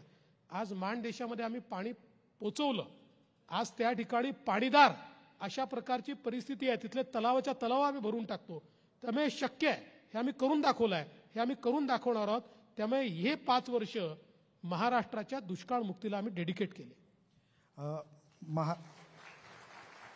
त्यातला तुम्ही जो शब्द वापरला करून दाखवणार आहे हा अतिशय महत्त्वाचा आहे. कारण जलयुक्त शिवार 3.0 हा लोकांच्या दृष्टीनं खूप महत्त्वाचा, शेतकऱ्याच्या दृष्टीनं खूप महत्त्वाचा भाग आहे. यातला पायाभूत सुविधांच्या एक शेवटच्या मुलाखतीच्या टप्प्याकडे मी येतो आणि मी सगळ्यांना विनंती करतो ज्यांना प्रश्न विचारायचे, सर काही निवडक प्रश्न योगेश देशपांडे विचारतील. आपले प्रश्न व्हॉलेंटिअरकडे द्या, हात वर करून लिहून फक्त व्हॉलेंटिअरकडे प्रश्न द्या, म्हणजे त्यातले निवडक प्रश्नच विचारता येतील. पायाभूत सुविधांच्या प्रकल्पाकडे येतो मी. पायाभूत सुविधांचे मोठे प्रकल्प महाराष्ट्रात तुम्ही आणले, पूर्ण करून दाखवले. समृद्धी महामार्ग त्याचं प्रतीक आहे. पण त्या प्रकल्पातनं एक अशीही जाणीव तयार झाली लोकांमध्ये, भावना, विशेषतः ज्यांच्या जमिनीतून हा प्रकल्प गेला त्या ग्रामीण महाराष्ट्राचा, की याचा आम्हाला लाभ होत नाही. मग त्याचा परिणाम म्हणून समृद्धी महामार्ग पूर्ण झाल्यानंतर शक्तीपीठ ज्यावेळी महामार्ग आला त्यावेळी त्याला वारंवार विरोध झाला. त्याच्यावरून खूप मोठं राजकारण झालं आणि तो जवळपास थांबल्यात प्रकल्प, गुंडाळ्यात जमा आहे. तर या स्वरूपाचे मोठे पायाभूत सुविधांचे प्रकल्प आणताना तुम्ही ग्रामीण आणि शहरी महाराष्ट्र जोडण्याचं काम कसं करू पाहता? पहिल्यांदा तर मी तुमचा कॉन्सेप्टच क्लिअर करतो की सगळ्यात जास्त फायदा समृद्धी महामार्गाचा ग्रामीण भागाला झाला आणि म्हणूनच समृद्धी महामार्ग हे देशातलं उदाहरण आहे की 700 किलोमीटरचा ग्रीनफील्ड महामार्ग, या महामार्गाची सगळी जमीन कुठलाही विरोध न होता 9 महिन्यामध्ये आम्ही ॲक्वायर केले. 9 months. इथे तर 5 किलोमीटरची जमीन ॲक्वायर होत नाही, 700 किलोमीटरची ग्रीनफील्ड सगळी. त्याच्यामुळे आजही तुम्ही तिथल्या शेतकऱ्यांना विचारा, त्यांचं जीवन बदलून गेलं. आणि आता तर जी कनेक्टिव्हिटी आता मुंबईपर्यंत होईल ती झाल्यानंतर मोठ्या प्रमाणामध्ये व्यवहार सुरू होतील. म्हणजे ज्या समृद्धी महामार्ग बनायचा त्यावेळेस मी सांगायचो की आता पर्यंत आपलं मॅन्युफॅक्चरिंग मॅग्नेट पुणे जिल्हा होता. मी सांगायचो की नेक्स्ट मॅन्युफॅक्चरिंग मॅग्नेट हे संभाजीनगर आणि जालना आहे. आणि आता ते दिसतं आहे. Now all the investments have started coming there. त्याच्या पलीकडे आता धुळ्यासारख्या भागामध्ये इन्व्हेस्टमेंट चाललेले आहेत, गडचिरोलीमध्ये इन्व्हेस्टमेंट चाललेले आहेत, नागपूरमध्ये इन्व्हेस्टमेंट चाललेले आहेत, अमरावतीमध्ये इन्व्हेस्टमेंट चाललेले आहेत. म्हणजे ज्या भागामध्ये कधीही इन्व्हेस्टमेंट होत नव्हत्या, एका समृद्धी महामार्गाने काय होतं हे आपण दाखवलं. शक्तीपीठ महामार्गाला सरसकट विरोध नाही आहे. शक्तीपीठ महामार्गाला नागपूरपासून सांगलीपर्यंत शेतकऱ्यांनी सह्या करून दिल्यात की हा महामार्ग करा. फक्त कोल्हापूरच्या शेतकऱ्यांचा त्याला विरोध आहे. आणि मी काल कोल्हापूरच्या लोकप्रतिनिधींशी चर्चा करत होतो, तर त्यांचं म्हणणं असं होतं की आम्हाला हवं आहे पण तुम्ही अलाइनमेंट चेंज करा. तर आता मी त्याची कोल्हापूर जिल्ह्यातली नवीन अलाइनमेंट शोधतोय. त्यामुळे तोही महामार्ग आम्ही पूर्ण करू. आजच मी ज्यावेळेस वाढवण पोर्टची बैठक घेत होतो आणि इन्फ्रास्ट्रक्चरचं विषय आला म्हणून सांगतो की वाढवणसारखा पोर्ट हा महाराष्ट्राला देशाच्या 20 वर्ष पुढे नेणार आहे. JNPT पोर्टने गेले 30-40 वर्ष देशाची आणि महाराष्ट्राची अर्थव्यवस्था चालवली, मुंबईला नंबर 1 ठेवलं. JNPT पोर्ट हा आपल्या भारताच्या 60% आपलं कंटेनर ट्रॅफिक हँडल करतो. या JNPT पोर्टपेक्षा 3 पट मोठा पोर्ट हा वाढवणला आपण करतोय, ज्या ठिकाणी 20 मीटर डीप ड्राफ्ट आहे. म्हणजे जगातलं कुठलंही सगळ्यात मोठं जहाज हे आपल्याकडे येऊ शकतंय आणि आपण मॅरीटाईम कॅपिटल म्हणून एस्टॅब्लिश होऊ शकू असं हे वाढवण बंदर तयार होत आहे की ज्यातनं आपली अर्थव्यवस्थाच पूर्णपणे बदलणार आहे. खरं म्हणजे 90त याची संकल्पना आली, 92ला ती बंद झाली. पण मी मुख्यमंत्री झाल्यानंतर त्यातल्या सगळ्या अडचणी शोधून काढल्या, त्या दूर केल्या. आता प्रत्यक्ष काम त्याचं सुरू होत आहे. आजच मी सांगितलं की वाढवण बंदराला त्याचा पोर्टलेट डेव्हलपमेंटचा इफेक्ट हा जर आपल्याला पुढे न्यायचा असेल तर नाशिक टू वाढवण एक ग्रीनफील्ड हायवे आपण तयार करा. एक ग्रीनफील्ड 100 किलोमीटरचा हायवे आपण नाशिक टू वाढवण तयार केला तर आपलं नेक्स्ट जे काही पोर्टलेट डेव्हलपमेंटच्या दृष्टीनं नेक्स्ट आपलं जे कॅपिटल तयार होईल मॅन्युफॅक्चरिंगचं किंवा अशा सगळ्या एक्सपोर्टचं हब ते नाशिक तयार होऊ शकतं. Nashik can be that. So पायाभूत सुविधांच्या क्षेत्रामध्ये म्हणजे जसं पुणे रिंग रोडचं काम आता आपण सुरू करतोय. पुणे रिंग रोड हा केवळ एक रोड नाही आहे. पुणे रिंग रोड हा पुण्याच्या आसपास 2.5 ते 3 लाख कोटीची व्हॅल्यू तयार करणार आहे. व्हॅल्यू आणि नुसती व्हॅल्यू तयार होत नाही, त्यातनं रोजगाराची निर्मिती होते, त्यातनं प्रगती होते.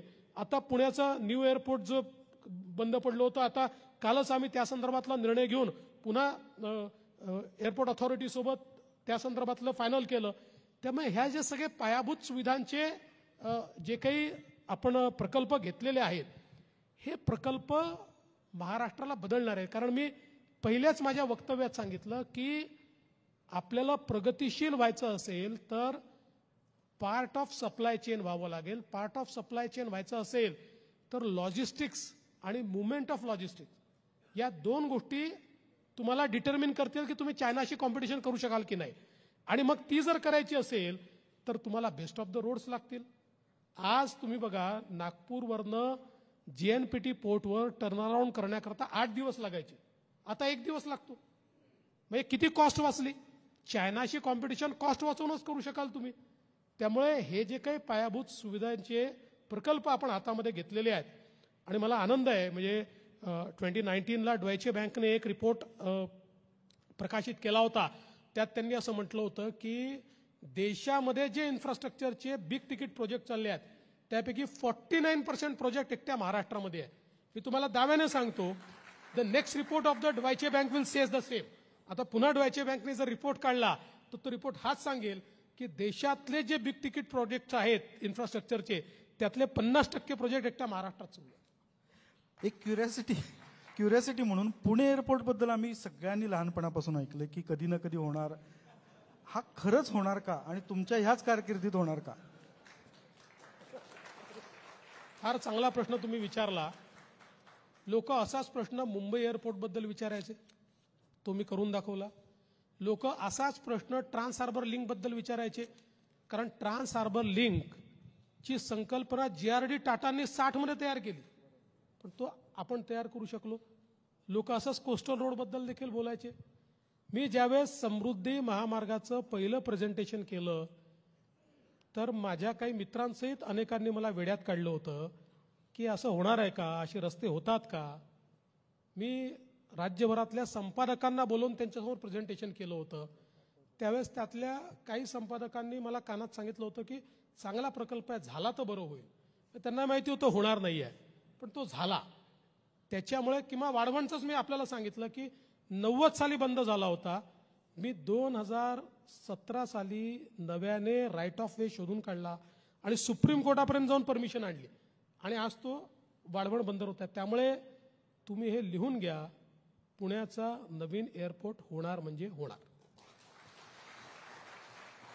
अगदी मनापासून धन्यवाद. मी शेवटून दुसरा प्रश्न आहे याच्यानंतर पण एक गोष्ट सांगतो, पुणे हे महाराष्ट्राचं खरं म्हणजे ही सांस्कृतिक राजधानी देखील आहे, ही मॅन्युफॅक्चरिंग राजधानी देखील आहे, ही एक प्रकारे टेक्नॉलॉजी राजधानी देखील आहे. पण पुण्यामध्ये प्रोजेक्ट करणं फार कठीण आहे. असं होणार नाही, ऍडमिनिस्ट्रेटिव्ह ऑफिसर सुद्धा इथंच आहे. नाही, त्यांना माहिती आहे बिचारांना. कारण काय आहे की जिथे अनेक बुद्धिवंत लोक असतात त्यांच्याकडे इतक्या आयडियाज असतात आणि प्रत्येकाला हे दाखवायचं असतं की दुसऱ्याची आयडिया कशी खोटी आहे. आम्ही आर्ग्युमेंट्सवर भर देतो, ऍक्शनवर द्यायला पाहिजे असं खरं तर आम्ही आता ठरवतो. एक शेवटून दुसरा प्रश्न असा आहे की महाराष्ट्राच्या बद्दल बोलताना आपण सांस्कृतिक वारशाबद्दल सतत बोलतो, गड किल्ल्यांबद्दल बोलतो, संत परंपरेबद्दल बोलतो आणि परदेशात आपण ज्यावेळी पर्यटनासाठी जातो त्यावेळी ते सांस्कृतिक वारसा त्यांचा इतिहास दाखवतात. पण तीच बाब महाराष्ट्रात आल्यानंतर मुंबईतनं येणारा पर्यटक पटकन दुसऱ्या राज्यामध्ये जातो असं होतं. $1 ट्रिलियन इकॉनॉमीचा विचार करताना तुम्ही ह्या एकूण महाराष्ट्राचा वारसा आणि पर्यटन याच्याकडे कुठल्या नजरेनं बघता? मला असं वाटतं की हे अगदी खरं आहे. आपला सांस्कृतिक वारसा हा इतका समृद्ध आहे की तो खरं म्हणजे लोकांना जर आपण दाखवू शकलो तर परदेशी देशी सगळ्या प्रकारच्या पर्यटकांकरता तो एक अत्यंत महत्त्वाचा असा वारसा आहे. आपण गड किल्ल्यांचं बोललात म्हणून मला सांगितलं पाहिजे की मागच्या काळामध्ये आपण रायगडाचं रिस्टोरेशन सुरू केलं. पहिल्यांदा रायगडावर इतक्या वर्षानंतर ॲक्च्युअल काम झालेलं आपण बघितलंय. इतकं उत्खनन झालं, तिथे कामं झाली, अजूनही ती चालली आहेत. अर्थात आपल्या इथले नियम इतके प्रॉब्लेमॅटिक आहेत की वेळ खूप लागतो, त्याला 10-10 वर्ष लागतात. पण आता शेवटी आपल्याला कधी कधी काय असतं की तुमचं चांगलं आहे हे म्हणण्याकरता कोणीतरी बाहेरचं लागतं. आणि म्हणून मी माननीय मोदी साहेबांचे आभार मानेन की मोदी साहेबांनी आता आपले महाराजांचे 12 किल्ले हे युनेस्कोमध्ये त्याचे मॉन्युमेंट म्हणून रिकग्नाइज होण्याकरता नॉमिनेट केले आहेत. खूप त्याच्याकरता प्रयत्न करावे लागतात. हे काही सोपं नाही आहे, म्हणजे त्याच्यात खूप लॉबिंग होतं. किती लॉबिंग होतं सांगायचं असेल तर मी स्वतः देखील जाणार आहे, ते लॉबिंग करण्याकरता जावंच लागतं. तर चीनच्या जे काही मॉन्युमेंट्स होतं त्याच्याकरता त्याच्या राष्ट्रपतींनी त्या ठिकाणी जाऊन लॉबिंग केलं. इथे आता मोदीजी आपल्याला मदत करतायत, संपूर्ण केंद्र सरकार करताय. पण अशा प्रकारे ज्या गडकिल्ल्यांचा इतिहास आहे, ज्यांचं स्थापत्यशास्त्राचं जे नमुने आहेत किंवा पाणी जलसंवर्धनाचे नमुने आहेत, यांना युनेस्कोचा टॅग लागल्याबरोबर ते वर्ल्ड मॅपवर येतात आणि मग लगेच परदेशी पर्यटक तुमच्याकडे आल्यानंतर जेव्हा शोधायला लागतात ते युनेस्कोची साईट म्हटल्याबरोबर ते त्या ठिकाणी जातात. सो या सगळ्या गोष्टी ज्या आहेत, आता बघा पंढरपूरची वारी बघण्याकरता मोठ्या प्रमाणात विदेशी लोक यायला लागले. आपल्या मुंबईला विसर्जन जे आहे त्या विसर्जनामध्ये मोठ्या प्रमाणात विदेशी पर्यटक यायला लागले. किंबहुना एक आपण त्यांच्याकरता मोठी गॅलरीज तयार करतो आणि काही तर साऊथ ईस्ट एशियन कंट्रीजमधनं येतात ते लोक त्या ठिकाणी आपली आरती करतात. त्यांनी शिकून घेतली आहे ती आरती. सो हे जे आपलं कल्चरल हेरिटेज आहे, आपलं ही जी काही सांस्कृतिक आपला हा जो ठेवा आहे हा निश्चितपणे विकसित केला पाहिजे.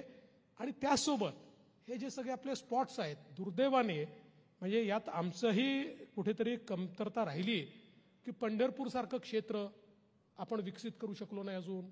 म्हणजे ज्या प्रमाणात केलं पाहिजे, तुळजापूरसारखं क्षेत्र ज्या प्रमाणात केलं पाहिजे आपण करू शकलो नाही. आपले ज्योतिर्लिंग आहेत, या ज्योतिर्लिंगांना ज्या स्तरावर आपण नेलं पाहिजे ते नेऊ शकलो नाही. आमचा यावेळी प्रयत्न असणार आहे की त्या ठिकाणी ते करायचं. अगदी शेवटचा प्रश्न आहे. आपण 2029 मध्ये बसलो आहोत अशी कल्पना करा, तुम्ही पुन्हा आलात अशी कल्पना करा. महाराष्ट्र कुठं असेल असं तुम्हाला वाटतं?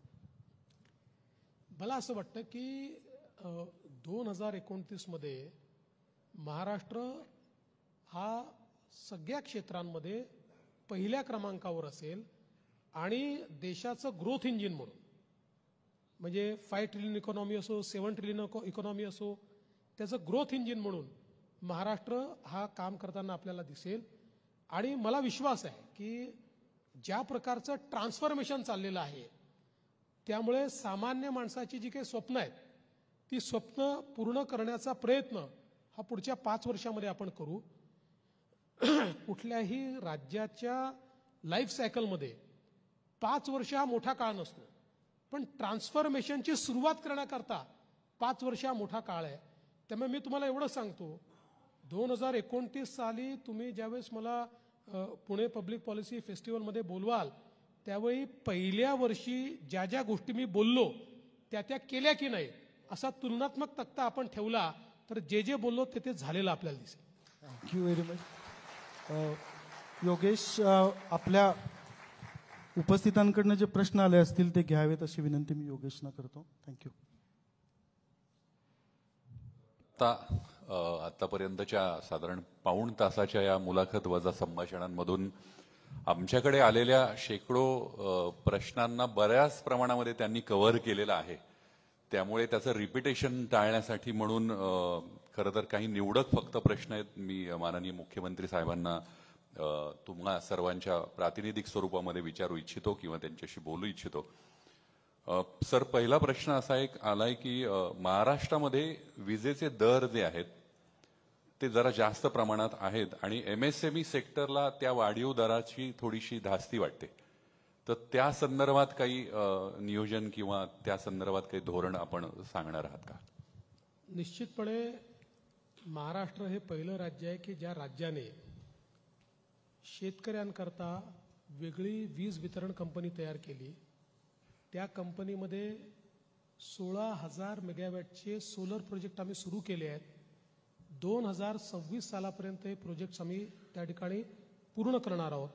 याचा परिणाम काय आहे तर आज आपल्या इंडस्ट्रीवर ॲग्रिकल्चरची क्रॉस सबसिडी आहे. कारण ॲग्रिकल्चरला जी आपण वीज देतो ही वीज 8 रुपयाला आपल्याला पडते आणि त्यांच्याकडनं आपण ₹1.5 घेतो किंवा ₹1.25 घेतो. बाकी सगळी आपण सबसिडी देतो. त्यातली अर्धी सबसिडी ही आपण बजेटमधनं कॅश सबसिडी म्हणून देतो आणि अर्धी सबसिडी ही क्रॉस सबसिडी म्हणून आपण उद्योगावर लावतो. आता आपण हे जे सगळे प्रोजेक्ट सुरू केलेले आहेत ज्याला केंद्र सरकारने महाराष्ट्र मॉडेल म्हणून मान्यता दिली आहे आणि इतर राज्यांनाही सांगितलं की मॉडेल तुम्ही अडॉप्ट करा. याच्यामुळे आपल्याला शेतकऱ्याला जी वीज आहे ती 3 रुपयात देता येणार आहे आणि शेतकऱ्यांकडनं ₹1.5 म्हणजे ते सरकार भरत आहे. आता सरकारने ते माफ केले असल्यामुळे तरी देखील 5 रुपयाची आपली युनिट मागे बचत होणार आहे. आणि या बचतीमुळे आपण जो क्रॉस सबसिडी सरचार्ज आहे तो दरवर्षी आता कमी करत जाणार आहोत. त्यामुळे मी तुम्हाला दाव्याने सांगतो, आता कदाचित कोणाला हे सांगितलेलं खोटं वाटेल, पण जेव्हा आमची टेरिफ पिटिशन जाईल 5 वर्षाची त्यावेळेस तुमच्या लक्षात येईल की पहिल्यांदा महाराष्ट्र विजेचे दर कमी करेल, वाढवणार. सर, यानंतरचा एक प्रश्न, जरी आत्ताचा हा महोत्सव किंवा आजचा कार्यक्रम पुण्यामध्ये होत असला तरी बऱ्याचशा प्रमाणामध्ये पिंपरी चिंचवड चाकण विभागामधून सुद्धा अनेक उद्योजक या ठिकाणी आलेत. तुम्ही जेव्हा पुणे म्हणता त्यावेळेस आमच्याकरता तो ग्रेटर पुणे आहे, म्हणजे PMRDAचं रिजन आहे, त्याला आम्ही पुणे म्हणतो. तर त्यांचा एक प्रातिनिधिक प्रश्न असा आहे की तळेगाव, चाकण, शिक्रापूर हा वाहतूक मार्ग जर झाल्यास तिथल्या औद्योगिकरणाला जरा जास्तीत जास्त फायदा होऊ शकेल. तर त्या संदर्भात काही योजना केल्यात का? खरोखर अतिशय महत्वाचा विषय. आज पुण्यातनं कुठेही बाहेर निघायचं तरी तास 1.5 तासाच्या कमी लागत नाही. म्हणजे हायवेज आपले चांगले झाले आहेत त्यामुळे पुण्याच्या 30-40 किलोमीटरपर्यंत माणूस वेगानं येतो. नगरहून येऊ का सोलापूरहून येऊ का सातारून येऊन, मग त्याच्यानंतर स्पीड जी 20 वर येते ती. पण आता एक चांगली गोष्ट अशी झाली की माननीय गडकरी साहेबांसोबत महाराष्ट्र सरकारने एक करार केलेला आहे आणि गडकरी साहेबांचं मंत्रालय आणि महाराष्ट्र सरकार मिळून त्या ठिकाणी हे जेवढे एक्झिट पॉईंट आहेत आपले, या सगळ्या एक्झिट पॉईंटवर आपण मल्टीलेअर एलिव्हेटेड रोड्स बांधतोय. त्याच्यामुळे ह्या मल्टीलेअर एलिव्हेटेड रोड्समुळे पुढचे 4-5 वर्षाला लागतील, 4-1 वर्ष लागतील, कारण बांधकामाला तेवढा वेळ लागेल. पण याच्यामुळे पुण्यातनं कुठेही बाहेर जाण्याकरता ट्रॅफिक जाम राहणार नाही. आणि या कुठल्याही MIDC मध्ये, आज MIDCचे लोक आम्हाला सातत्याने सांगतात की हो साहेब पीक अवर्समध्ये MIDC जाऊ नये असं वाटतं. हा पूर्णपणे प्रॉब्लेम सॉल्व्ह होईल. त्यामुळे याची सुरुवात आम्ही लवकरच आता करतोय. वा. सर, पुण्यामध्ये असोसिएशन ऑफ डिझाईन इंडिया नावाची एक संस्था कार्यरत आहे जी डिझाईन रिलेटेड बरंचसं काम करते. सो त्यांची अशी इच्छा किंवा त्यांचा असा प्रश्न आहे की महाराष्ट्र डिझाईन पॉलिसीशी निगडीत काही काम करू इच्छितं का किंवा तशा काही योजना या पुढच्या भविष्य काळामध्ये आहेत का? हो, निश्चितपणे. कारण आत्ताच आम्ही नुकताच एक निर्णय केला की विशेषतः आपण अर्बन प्लॅनिंग आणि अर्बन डिझाईन या दोन गोष्टीमध्ये अर्बन प्लॅनिंगचा विचार करतो, अर्बन डिझाईनचा विचार करत नाही. आता आपल्याला एक स्टेप पुढे गेलं पाहिजे. आपली शहरं कशी असली पाहिजे, त्याची स्कायलाईन कशी असली पाहिजे, त्याची रंगसंगती कशी असली पाहिजे, कायदा आपण बनवून ठेवला आहे पण अजून तो लागू केलेला नाही. सो हा जो काही डिझाईन एलिमेंट आहे हा म्हणजे नॉट तेवढ्यापुरतं तो सीमित नाही आहे, सगळ्या क्षेत्रामध्ये तो सीमित म्हणजे क्षेत्रांपुरतं तो म्हणजे व्याप्ती त्याची आहे. त्यामुळे निश्चितपणे ज्यांनी हा प्रश्न विचारला आहे त्या इन्स्टिट्यूटने जर याच्यावर एखादा पेपर आम्हाला तयार करून दिला तर we are open to the idea. Great. आणि एक पुढचा प्रश्न पर्यावरण संवर्धनाशी निगडित आहे. त्यांचं म्हणणं असं आहे की ह्या सगळ्या ग्रोथ डेव्हलपमेंटच्या सगळ्या या कार्यकाळामध्ये ज्या पद्धतीचं प्रोजेक्ट किंवा इन्फ्रास्ट्रक्चर उभं राहत आहे यामधून एन्व्हायरमेंटचा ऱ्हास होणार नाहीये ना, किंवा त्या संदर्भात काही पावलं आपण उचलतो आहोत का? निश्चितपणे ती उचलतो आहोत आणि उचलावीच लागतील. मग दोन तीन गोष्टी आहेत. एक तर आता सगळ्यात जास्त भर आपला म्हणजे आपल्याकडे पोल्युटिंग गोष्टी काय आहेत तर समजा आपण वीज निर्मिती करतो कोळशातनं करतो, 80% कोळशातनं करतो, त्यातनं मोठ्या प्रमाणात आपण प्रदूषण करतोय आणि तीच वीज आपण मोठ्या प्रमाणात वापरतो. आज आपण 13% आपली वीज जी आहे ही अपारंपरिक ऊर्जा स्रोतातनं येते. 2030 मध्ये आपली 52% वीज ही अपारंपरिक ऊर्जा स्रोतातनं येईल. एवढा मोठा क्वांटम जंप आपण घेतोय. दुसरं आपल्या इथे प्रदूषण कशाचं आहे तर आपले नदी नाले जे आहेत ते सगळे पोल्यूट झालेले आहेत. कारण त्याच्यामध्ये एक समजा 20-30% इंडस्ट्रीचा वाटा आहे पण 60-70% वाटा हा त्याच्यामध्ये आपल्या शहरांचा आहे. शहरांचं घाण पाणी आहे, सांडपाणी आहे, हे सगळं त्याच्यामध्ये अनट्रीटेड चाललं आहे. आणि मेजर सोर्स ऑफ पोल्युशन जो आहे तो हा आहे कारण ते पाणी जमिनीत पर्क्युलेट होतं.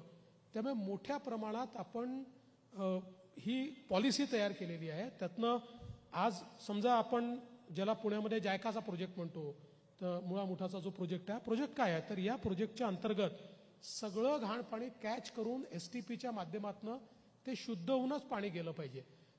इंद्रायणी असेल, तिकडे वेगवेगळ्या आपल्या ज्या काही महत्त्वाच्या नद्या आहेत या सगळ्या नद्यांचं पोल्युशन दूर करणं याकरता हे सगळे STPचे प्रोजेक्ट्स आपण तयार करतोय.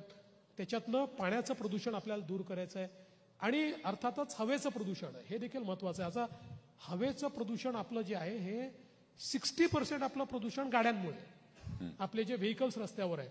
पण जितक्या वेगानं आपण EVकडे चाललो ऍटलिस्ट पब्लिक ट्रान्सपोर्ट म्हणजे वी आर एन्शुरिंग की पब्लिक ट्रान्सपोर्टचं यातलं कॉन्ट्रीब्युशन हे बदललं पाहिजे. त्यामुळे मोठ्या प्रमाणात इलेक्ट्रिक व्हेकल्स आपण पब्लिक ट्रान्सपोर्टमध्ये इन्फ्यूज केल्या.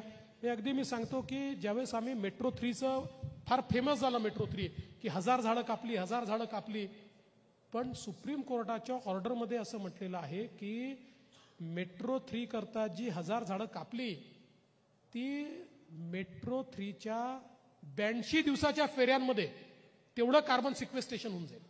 जेवढं त्यांनी लाईफ स्पॅनमध्ये केलं असतं त्या 1000 झाडांनी जेवढं आपल्या लाईफ स्पॅनमध्ये केलं असतं तेवढं 82 डेजमध्ये करून टाकेल. त्याच्यामुळे आपण हे जे काही ट्रान्सफॉर्मेशन करतोय यातनं पोल्युशन कमी. दुसरं आता आपला सगळा कल ग्रीन बिल्डिंगकडे झालेला आहे. म्हणजे चौथं मोठं पोल्युटर ह्या बांधकाम आहे तर हे आपलं ग्रीन बिल्डिंगकडे आपण हळूहळू चाललोय. त्याच्यानंतर पुढची स्टेप काय आहे तर सर्व प्रकारच्या बांधकामांमध्ये ग्रीन मटेरियल कसं यूज करता येईल याच्यावर खूप मोठ्या प्रमाणात संशोधन चाललेलं आहे. त्यामुळे मला असं वाटतं की विकास म्हणजे विनाश ही जी संकल्पना आहे ती काही प्रमाणात खरी असू शकते पण आज आपला त्याच्याकडे बघण्याचा दृष्टिकोन बदलला आहे. त्यामुळे आपण आपली कॅपॅसिटी बिल्ड करतोय आणि रिप्लेसमेंट्स शोधतो की ज्याच्यामुळे सस्टेनेबिलिटी येईल. आता सर्क्युलर इकॉनॉमी पार्क्स तयार होत आहेत की ज्या पार्क्समुळे आपल्याला जो कचरा पोल्यूट करणारा कचरा आहे त्याच्यावर आता पुण्यामध्ये आपण इलेक्ट्रिसिटी तयार करण्याचं काम पिंपरी चिंचवडला मागच्या काळामध्ये आपण केलं. सो या सगळ्या गोष्टी आपल्याला सस्टेनेबिलिटीकडे नेत आहेत. एक शेवटचा प्रश्न घेऊया आणि पुढे वळूया. एक प्रश्न असा आलाय की सायन्स अँड टेक्नॉलॉजी या विभागाचं एक स्वतंत्र खातं किंवा एक मिनिस्ट्री असायला हवी जेणेकरून अनेक उद्योजकांना त्याचा फायदा होऊ शकतो असं तुम्हाला वाटतं का आणि त्या संदर्भात काही तरतूद करण्याचा विचार आहे का? निश्चितपणे मला असं वाटतं की महाराष्ट्रामध्ये सायन्स अँड टेक्नॉलॉजी मिनिस्ट्री आम्ही मागेही विचार केला, पण आम्ही मिशन तयार केलं. आम्ही मिनिस्ट्री तयार केली नाही. कारण एक मिनिस्ट्री तयार करण्याकरता खूप मोठा पॅराफर्नेलिया तयार करावा लागतो. एक कागदावर मिनिस्ट्री तयार होते, पण त्याला सगळं त्याचं जो काही सेक्रेटरी असेल, मग त्याच्या अधीनस्थ विभाग असतील, विभागीय कार्यालय असतील, क्षेत्रीय कार्यालय असतील, हा सगळा एक विषय तयार करावा लागतो. पण आता ही जाणीव आम्हाला व्हायला लागलेली आहे की आपल्याला मिशनमधनं मिनिस्ट्रीकडे वळावं लागेल. सो त्याच्यावर एक सिरियस विचार आमच्याकडे चाललेला आहे आणि निश्चितपणे कदाचित, मी आज त्याची घोषणा करत नाही, पण कदाचित आम्ही सायन्स अँड टेक्नॉलॉजी असा एक वेगळा मिनिस्ट्रीचा विभाग तयार करू. वा. मला वाटतं या असंख्य प्रश्नांमधून तुम्हा सर्वांच्या मनामध्ये असणाऱ्या सगळ्या शंकांचं निरसन नक्की झालं असेल. कदाचित काही प्रश्न आणि तुमच्या मनामध्ये असतील, पण सरांनी आता सांगितलं तसं ते 5 वर्ष कालावधी संपण्यापूर्वी पुन्हा एकदा या महोत्सवाला येणार आहेत. त्यावेळी ती उत्तरच घेऊन कदाचित तुमच्यापर्यंत येतील, त्याचा वेगळा आनंद आपल्याला घेता येईल, ही आशा या ठिकाणी व्यक्त करूया. आणि कार्यक्रमाच्या शेवटाकडे वळताना मी पुणे पब्लिक पॉलिसी फेस्टिवलचे डॉक्टर साहिल देव यांना विनंती करणार आहे की त्यांनी 2 मिनिटं त्यांचं मनोगत या ठिकाणी व्यक्त करावं. साहिल देव.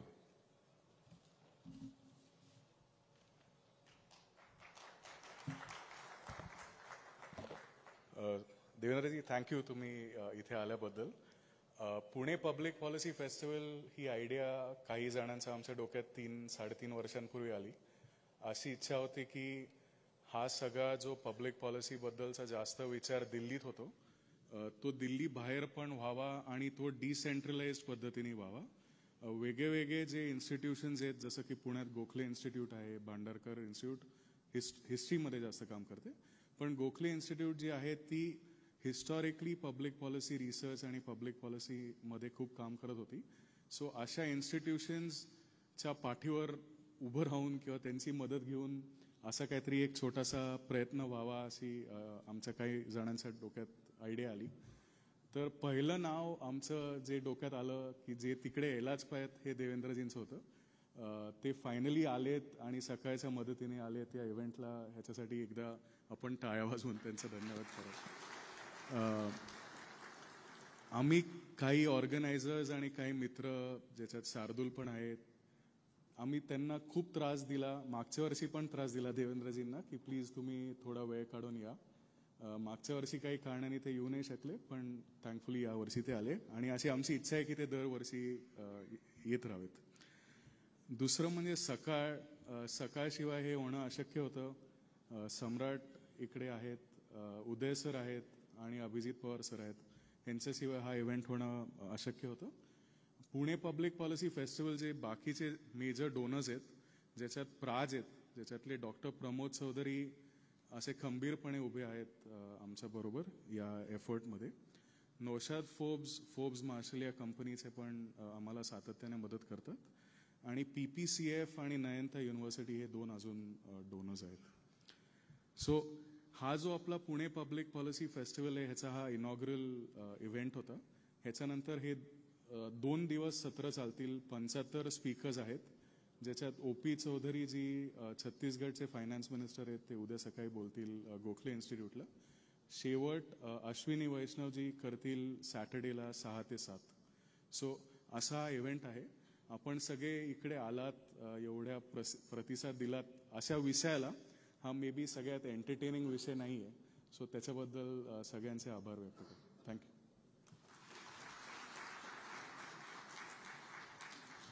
मी आता साहिलनी जी नावं घेतली त्यामध्ये काही गोष्टी मला वाटतं मंचावर त्यांना आपण एकदा बोलवून त्यांचंही अभिवादन करूया आणि एक फोटो फीचर सरांबरोबर आम्हाला सगळ्यांना हवा आहे. डॉक्टर साहिल, इंद्रनील चितळे, सिद्धार्थ, ऋग्वेद देशपांडे, चैतन्य, ओंकार आणि उदय सर आणि अभिजित पवार सर यांना मी विनंती करतो की त्यांनी मंचावर यावं आणि एक फोटोसाठी म्हणून त्यांनी आम्हाला 2 मिनिटाचा या ठिकाणी वेळ द्यावा.